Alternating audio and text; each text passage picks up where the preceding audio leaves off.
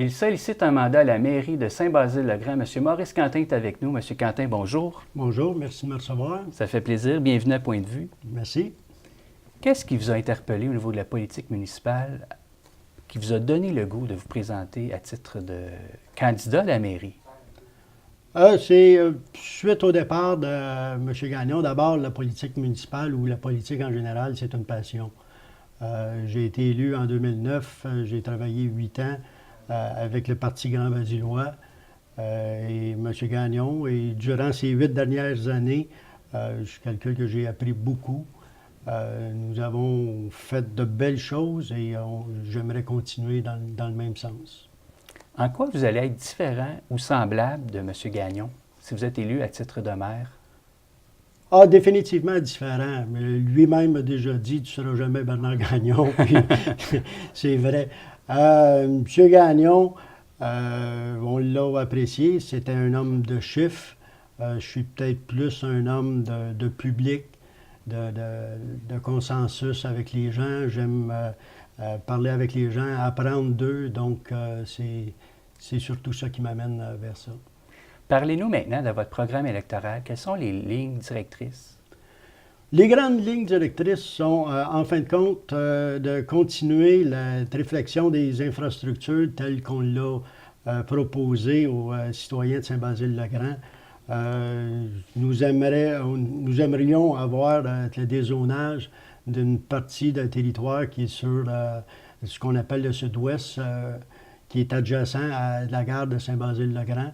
On pense qu'en 2018, là, les conditions pourraient d'être favorables. Donc, suite à ça, il faudra avoir un développement qui viendrait assainir les finances municipales. Donc, c'est principalement les gros programmes économiques, tandis qu'il reste aussi qu'on voudrait avoir une nouvelle structure, soit une salle de spectacle au centre-ville. On voudrait revaloriser le centre-ville. Déjà là que plusieurs millions de dollars ont été investis afin de refaire la montée Robert. Donc, profiter des installations qu'on a déjà faites, essayer d'en amener d'autres. Et puis, donner à nos jeunes, nos adolescents, des lieux de rassemblement qui seraient adaptés, rénovés pour eux. Là. On en a déjà, mais ils ont peut-être besoin d'un petit peu d'amour. Quelles sont les infrastructures que vous devez davantage développer pour les jeunes et les familles à Saint-Basile? Pour les jeunes, on a un skatepark qui date de plusieurs années. Je pense qu'il y aurait façon... C'est peut-être la dernière infrastructure qu'on n'a pas touchée dans le dernier 8 ans, ou même peut-être plus que ça. Là. Ça fait que ça doit avoir à peu près 20 ans. Donc, ça a besoin d'être rénové. Au niveau de la maison des jeunes, il y a probablement une adaptation à faire de rénover ça afin que ça puisse ressembler plus aux jeunes, que ça puisse convenir à leurs besoins. Il va falloir qu'ils nous fassent part de leurs besoins. On va les écouter, on va voir de quelle façon qu'on peut améliorer ça.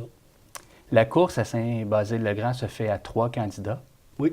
Qu'est-ce qui vous différencie, vous démarque des autres?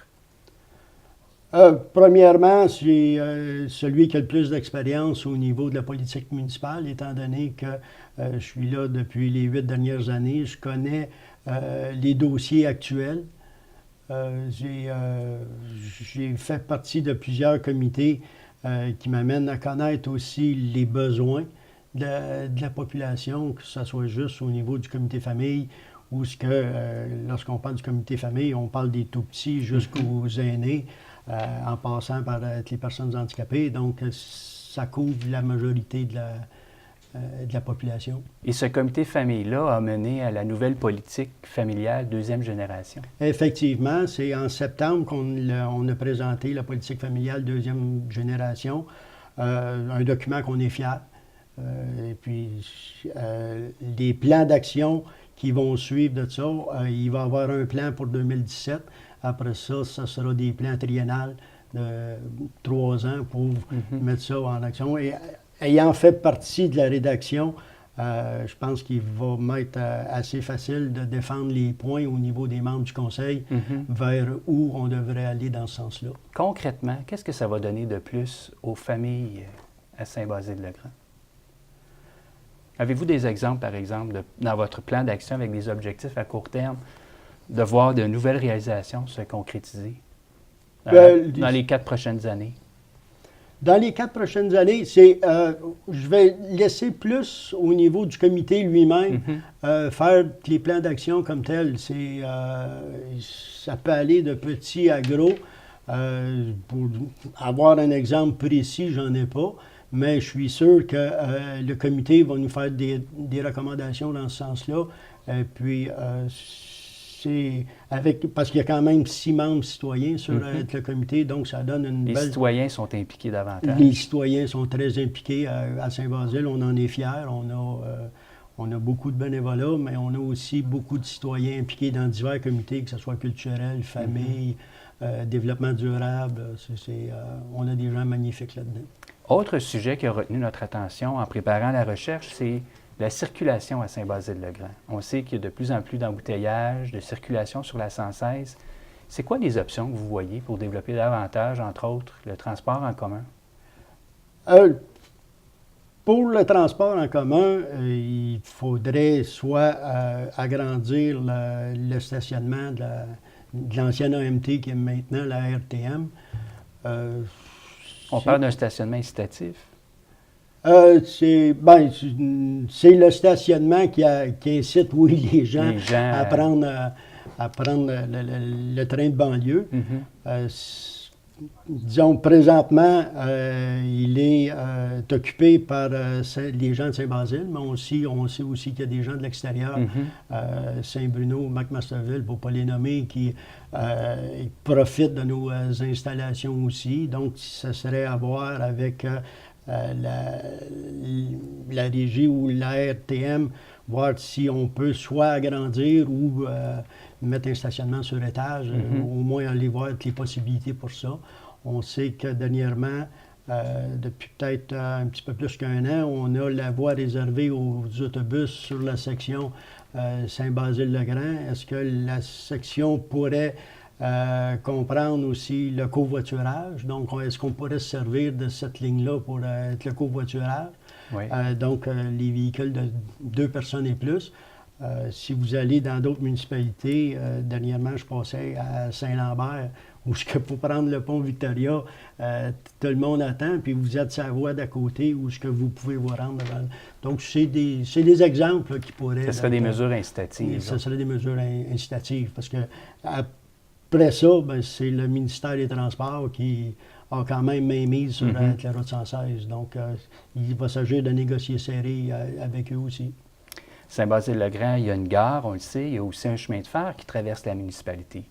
Est-ce qu'il y a encore, chez les citoyens que vous avez rencontrés, cette crainte-là qu'il y ait des matières dangereuses qui soient en circulation et qui puissent prendre feu et ainsi créer une tragédie comme il y a eu à Lac-Mégantic? C'est toujours possible. On peut pas...